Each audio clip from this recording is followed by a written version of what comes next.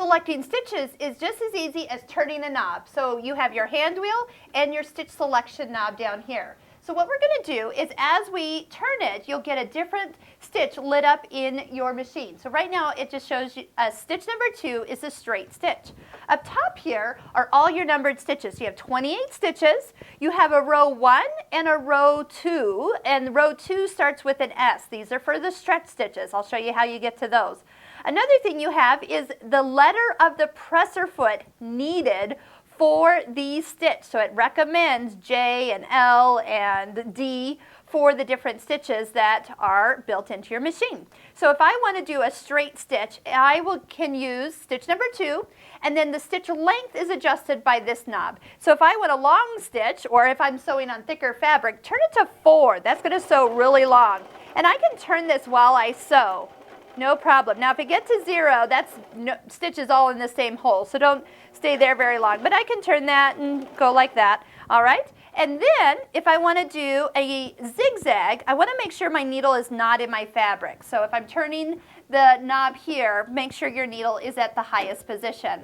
Stitch 3 is your zigzag, so you can have a length, and now we can have a width. Width is noted by the little zigzag picture up here. 0 means, well, no width. You'll get a straight stitch, sure enough. So if I make this go all the way up to 5 millimeters wide is the widest zigzag this will go, and I can change it as I sew from 0 to 5 and back.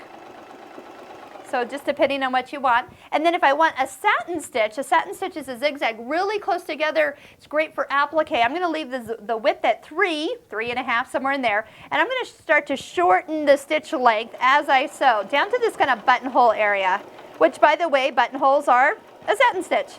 So as long as my fabric is still moving forward, here we go. Probably could get that even a little closer together. We're right at the end of the fabric.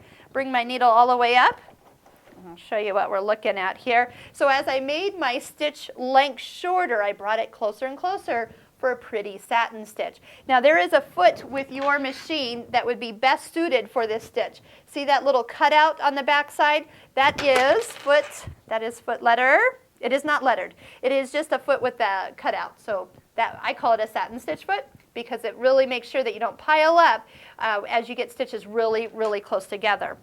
Now the other thing that you can do is if we want stitches from the bottom row, 17 through 28, you're going to notice that the S is for stretch, and there's even a little S right here. You're going to take your stitch length knob, go below 0, and keep turning it. Turn it until you get to S. And you'll notice your stitches will be indicated in green. So then it'll show 18, 19, and all the way up into those stitches. Those, all you have to do is set the width. Usually the widest width of stitch with the 5 will be great, and then those stitches are ready to go. So you don't have stitch length adjustment for stretch stitches.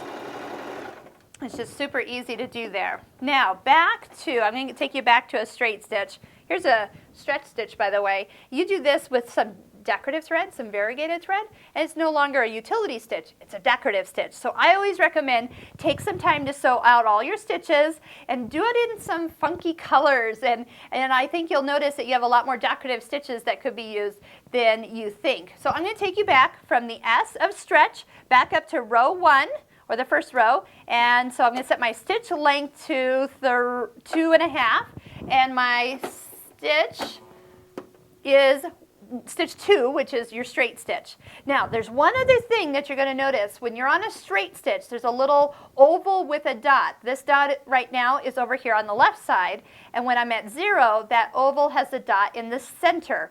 That is for needle position. So you have needle positions from center all the way over to far left. So depending on where you need to stitch within your project, you can move your needle to the left or to the center. And so if you're at 5 left over from a zigzag, you notice your needle's hanging over to the side when you go back to a straight stitch. That's why. Move it to 0 for a straight stitch, center needle position for probably most of what you're working with.